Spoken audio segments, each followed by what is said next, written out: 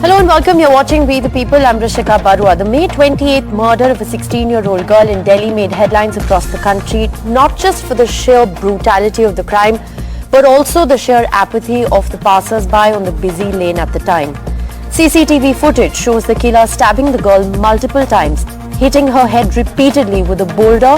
Now, while this murder is shocking in itself, what has shocked people even more is that nobody came to help. In fact, according to the Delhi police, the witnesses did not make a PCR call for around 25 to 30 minutes after the crime had been committed. Now, this is not a lone instance of a crime taking place in public view and people around remaining mute bystanders. There are several such stories that have made national and international headlines all over the world over years. So why did people not help Sakshi and so many others like her? Is it the fear of the criminal? Is it the fear of being involved while someone is attacking someone? Is it the fear of a legal entanglement afterwards? Is it just apathy? Is it indifference, or have we just become inhuman? On We the People tonight, we ask, what is behind India's bystander syndrome? But first, what is bystander syndrome? Simply put, individuals are less likely to intervene in an emergency situation in the presence of others, and there are a number of factors that actually contribute to this behavior. We have experts joining us on the panel who will help us understand what bystander effect actually means. But on the show tonight, we'll also look at another important question. We ask, does India need a law? Does India need guidelines to help break bystander mentality? There are Supreme Court guidelines in place for those who help accident victims. The Karnataka government even has a Good Samaritan law for accident victims. So would a similar law help in gender violence? Would a similar law help in fighting street crime? These are some of the questions that we hope to raise on the show tonight. Joining us, we have Seema Samriddhi Kushwaha, advocate of the Supreme Court of India. She was a counsel of the victim in the 2012 Delhi gang rape and murder case. We have Karuna Nandi, advocate of the Supreme Court. We have Dr. Sameer Parekh. He is a psychiatrist and director of the Fortis National Mental Health Program. We also have with us in the Delhi studios Neeraj Kumar, former police commissioner of Delhi, and in the studios we also have students from the JIMS Vasant Kunj College. These are first-year journalism students who are joining us on We the People tonight. Thank you all very much for being with us. I think, Dr. Sameer Parekh, I want to ask you the first question because it's really important to put into perspective, why did nobody help? What is bystander effect? And, what does it essentially mean? So I think one of the things that we all need to understand is that this is not an India phenomenon, right? And this is not also a very recent phenomenon.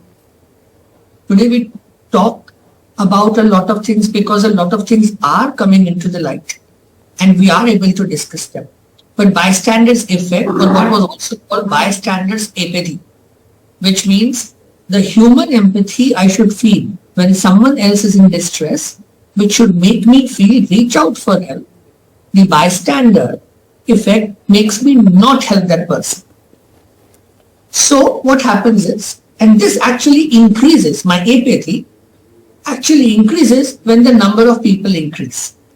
So whether it is the 1960 studies or 1964 when the research was a lot, what people realized was that people are less likely to notice an event if there are lots of people there and who are also not noticing event, right. Which means right kind of role modeling is not happening. Second, they are less likely to interpret an event as an emergency or a crisis because they see a diffusion of responsibility happening. So many people are not watching, so I am also not responding. So they don't assume responsibility. But then in 78, studies also showed, which is the Montana student study, that once people understand why the presence of bystander inhibits them, they may actually start helping more. So right. Whether they feel guilty, whether they can relate to the victim, whether they are in a frame of mind where they want to help, whether they believe in the idea of helping. So this is where the bystanders effect or bystanders apathy is. Those other factors, which is the legal, the consequence aspect, that's a different aspect, does play a role, but to the core it is right kind of role modeling missing. That first step when no one takes, it in itself as a form of social learning becomes at that moment other people not taking a similar action. But, I also want to ask you, at the same time, people are very free to sort of record these because, if you look at the history sheet, if you look at past instances, there have been some really brutal crimes where victims have been made to walk for kilometers naked and bleeding. For instance, a recent case in Uttar Pradesh last year. And, videos circulated on WhatsApp, videos circulated on social media. So people are very okay to record it and to share it, but they are not okay to intervene. Split this in two parts. One is not responding in terms of help, which is the apathy an individual is feeling at a given moment with a victim, and some of the factors I talked about. This other aspect is the more perverted, voyeuristic aspect that's creeping into us gradually. Okay. And the thought process or the impulse of sharing images to be able to be more, to notice more, which is even a lot worse than mere apathy, because it's almost, like I said, it's a perverted voyeuristic tendency which is increasingly developing into us, right. Which is very unfortunate. Okay. The other really worrying aspect of this, Neeraj Kumar, if you want to come in here, is the fact that, while of course we've understood what bystander effect in a certain sense means and how that contributes to people just walking by such a horrific crime happening on a busy street, and I'm talking about just one particular instance.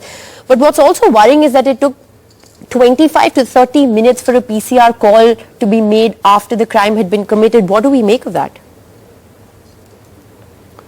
It's rather surprising because PCR calls usually people make within the first 5 to 10 minutes. And in this case, if it has not been made, perhaps people have become aware that, the PCR or the police manages to trace the caller and makes that person a witness. And then he is made to come to the police station and maybe even come to the courts and so on.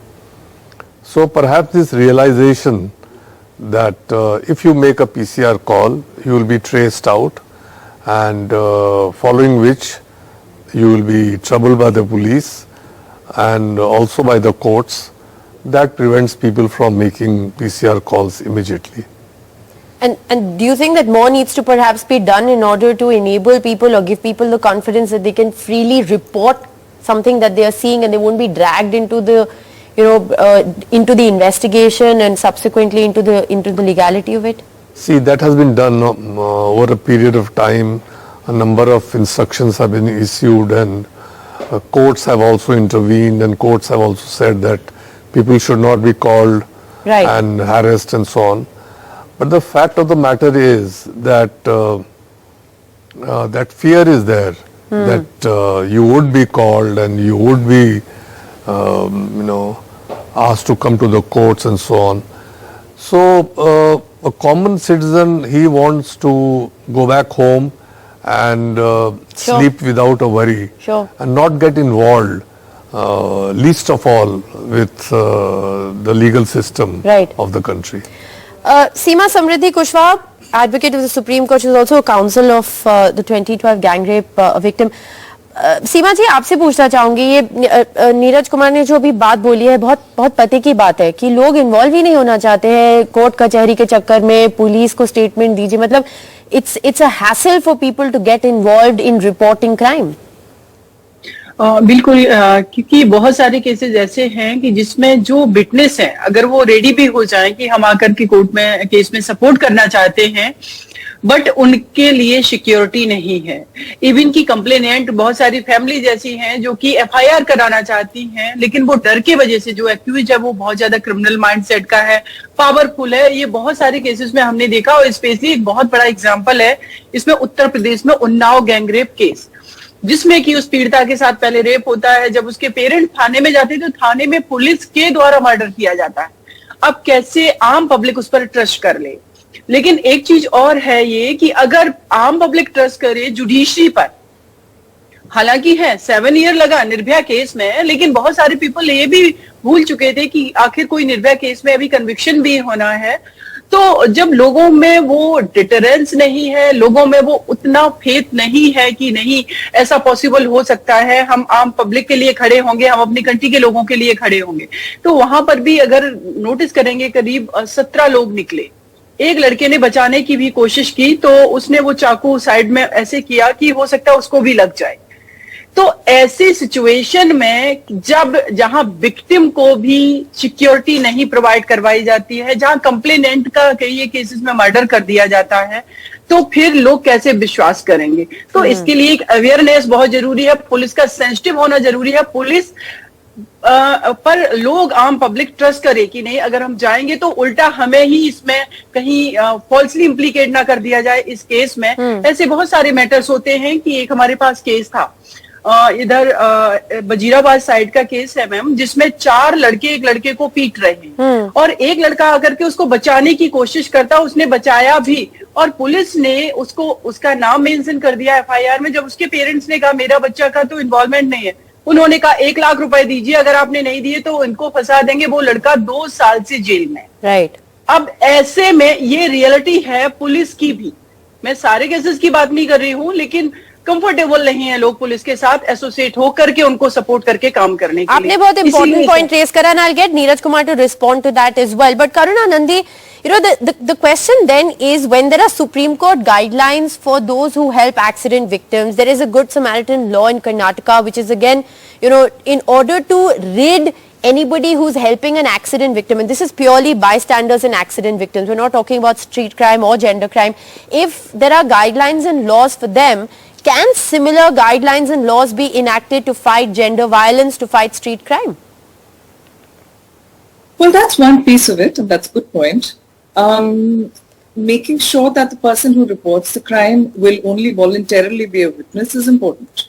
And as Mr. Kumar said, that the police can, of course, very easily trace the phone number that calls the PCR. And so far it has been thought to be important, and it is important actually, because if they fail to give their location, if suddenly somebody calls the PCR and says, I am, I'm being attacked, please come immediately, and can't give their location.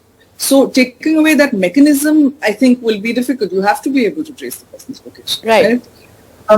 However, the guideline in 2016 Save the Life Foundation brought from the, and the Supreme Court actually brought it, but the petitioner was Save the Life Foundation, with regard to Good Samaritans and making sure that people are not forcibly made witnesses and they are protected from any civil or criminal proceeding. That is important, and that is one step. However, I think we are forgetting that the Home Ministry, our all-powerful Home Ministry, and is responsible for crimes against women here. And there are a number of things that need to be done that are not being done. That Delhi's crimes against women are not going down, And in fact, there is an argument to say that they are going up. This kind of chopping in refrigerators, putting, young women in refrigerators, killing young women in such brutal ways is only going up.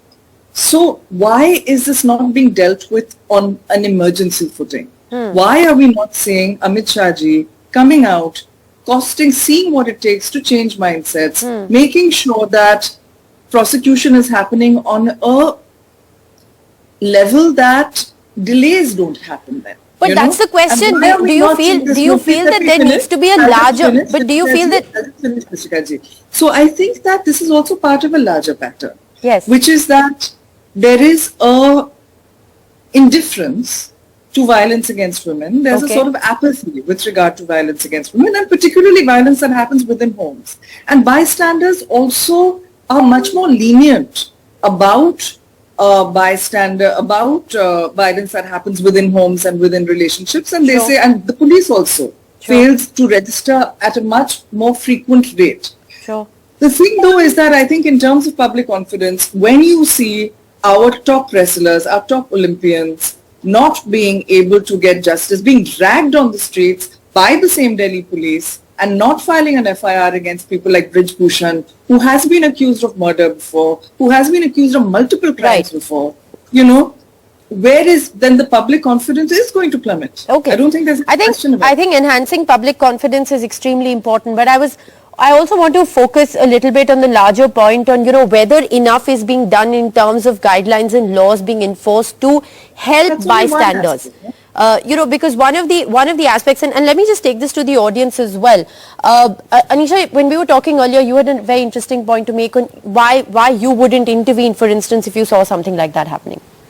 Ma'am I would say कि शायद मैं वहाँ उस point of अगर मैं वहाँ पे होती तो शायद मैं भी नहीं करती, बिकॉज मैम एक डर होता है कि अगर हम भी, क्योंकि लोग तो नहीं कर रहे, अगर हम इंडिविजुअली जाके अगर हम कुछ करने की कोशिश करें तो शायद वो हमें भी मार सकता है, क्योंकि लोग हमें भी नहीं बचाएंगे, जैसे उस लड़की को भी नहीं बचाया तो शायद लोग हमें भी नहीं बचाएंगे. तो अगर मैं उस पॉइंट पे होती तो शायद मैं लोगों को कन्विंस करने की कोशिश करती और या मैं पुलिस को बुलाती, बट उस पॉइंट ऑफ टाइम में वो रोकने की कोशिश मैं कहूंगी कि शायद मैं नहीं कर पाती. Well, that's a fair point. I think, like I said at the very outset, we asked that question about fear or apathy. I think the fear of being attacked in a situation like this is also extremely important. And it would perhaps, like you said, be prudent to, maybe make a PCR call first, maybe try and ask other bystanders to join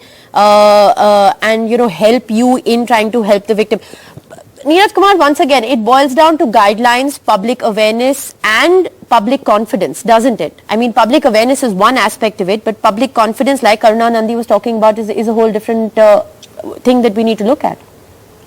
See, you can issue any number of guidelines, you can go on in the media and give assurances that nothing will happen to you and you must intervene and all that. But eventually it boils down to a person's own sense of, shall we say, good Samaritanism or his sense of being able to help somebody who is in distress. If you notice if somebody is in medical emergency, then people do not hesitate to help that person. Why? Because they know that, they will not be hassled by the legal system, they will not be made witnesses, or they will themselves not come to any sort of grief. So, एक गिलास पानी पिलाना है तो पिला दो, अगर उसको कुछ artificial respiration देना है तो दे दो, इत्यादि. So, to that extent, people are going to come forward and help. But beyond that, when there is a risk to that person's own personal safety and his personal... But then what would be ideal to do? You make a PCR call, you try and mobilize help. I mean, how could... I mean, this girl's life could have been saved if had any of those passers-by, any one of those so many people who passed by in that span of 20 minutes actually stopped to even take notice or help. People, if 2-3 people had say it's one attacker versus so many picked bystanders. up stones or bricks and started throwing at the man, perhaps he would have run away. It just required that sense of courage on the part of 2-3 people to confront that man and challenge him, and he would have run away. But would anyone from the audience, would you like to tell us a little bit about, what Neeraj Kumar is saying is very interesting. अगर कोई पत्थर ही मार देते 2-3 लोग इकट्ठा होके तो शायद उस लड़की की जान बच सकती थी. क्या आपके पास करेज होती, करते, क्या लगता है आपको? मैं अगर सामने मेरे ऐसा हो रहा है तो मैं करता, बट ऐसा भी एक चीज होती है कि सोसाइटी जो है, सोसाइटी वहां पे अगर सपोर्ट कर रही है, क्या पता वो लोग उसको जानते हैं एंड देयर लाइक कि चलो ये तो अटैकर को ही जानते हैं कि ये कर रहा है तो करने तो हमें क्या है, क्योंकि हमारे रिश्तेदार हो गया, कुछ हो गया, हमको क्या फर्क पड़ रहा है, हम जानते हैं इसको, क्या पता सोसाइटी सपोर्ट कर रही है. बट मेरा अगर देखा जाए, अगर मैं होता, मेरे सामने ऐसा होगा तो I will obviously I have the courage कि किसी को मैं रोक सकूं अगर मेरे सामने ऐसा गलत हो रहा है. बट एज अ ह्यूमैनिटी के हिसाब से मेरे को वहां पे रोकना चाहिए, बट सपोर्ट कर रहा हूं तो मैं बट अगर कोई भी नहीं रोक रहा है तो आपको लगता है कि आप क्यों इंटरवीन करो? Sameer Parekh, this is very interesting. This is exactly what you were saying. It is in a certain sense a mob mentality that we are talking about, aren't we? Yes, and I want to reiterate this, that this is not an India phenomenon. And of course, it's not an India phenomenon. Like I said, this is a story that unfolds in different parts of the world. On one more thing, that and actually for medical emergencies also, bystander apathy has actually been recorded worldwide. So what is the difference thing is, that here there is an extra perception of fear. Understand these two aspects. You see a medical emergency, you don't see a direct fear. In spite of that, bystanders' apathy has been noticed worldwide, including in university students who would see somebody having an epileptic attack and watching part, and there is evidence around this. Sure. And same, here in this case, obviously fear also plays a part. And please understand this, yes to all the laws that we can make and all the guidelines that we can make, but deep down we need to understand, from bullying to ragging to online trolling to what happens in public transport to a horrific violent crime, there is a bystander or there are bystanders who are constantly watching and doing nothing. And it is this aspect of our societal living where we are not reacting and we are not willing to stop, that is something which is becoming more a part of us, and bystanders' apathy also applies to the online world. Right. Please understand this. Right. So we need to look at also how our sense of empathy is taking a beating, our sense of connectedness with each other is taking a beating. Sure. We're actually losing our empathy here. Sure. And that should worry us. We had a question. You had a point to make. I actually had a point that the government should encourage our citizens to simply follow the Good Samaritan law by simply making them more aware, by spreading awareness through social media such as WhatsApp and Instagram. So more awareness, I think, this is a point that Karuna Nandi raised as well.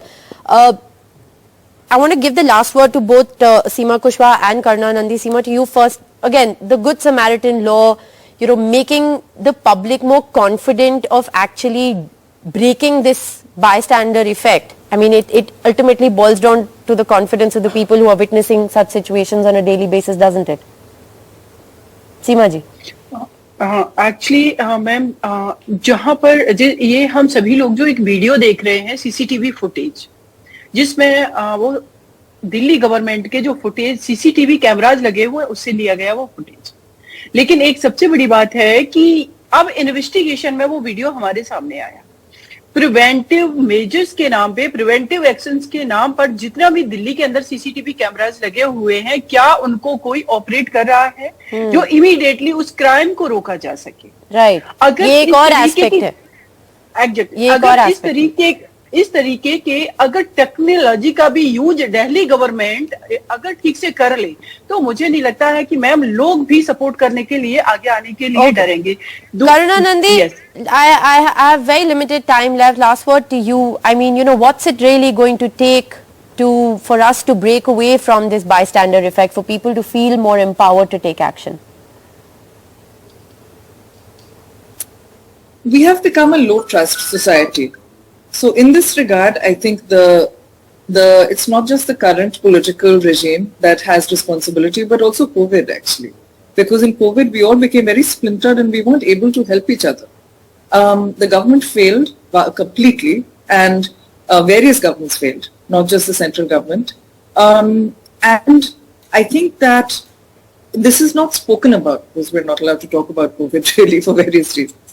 So I think to come out of this, yes, there are legal frameworks that are important, but also to build trust within society and to remove the idea that there is some kind of privacy attached to the family that is divorce of the privacy of the body of the woman. The dignity of the woman, the bodily integrity of the woman should be placed at a much higher pedestal than it is now. And so empathy as a society, this is essential. And the structural moves that are required to build this is something and I think also, at a people-to-people level, to think that this could be you, this could be somebody you love. So, it is important to take steps, of course, keeping your own safety in mind. And one sincerely hopes that this conversation around bystander effect has been useful for people to understand, and we see more people actually feeling empowered to intervene in situations like this, instead of what we've just seen happen in Sakshi's case or multiple cases before that. We're going to have to leave it at that, but thank you all very much for joining us on this edition of We the People. Good night.